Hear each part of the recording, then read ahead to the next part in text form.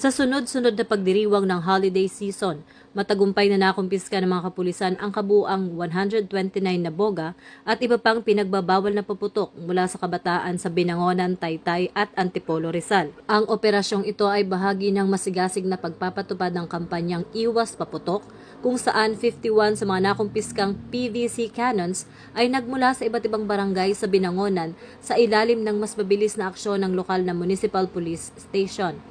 Ang tagumpay na ito ay patunay ng dedikasyon ng PNP na masiguro ang kaligtasan ng mga mamamayan, lalo na ang mga kabataan laban sa mapanganib ng mga ilegal na paputok.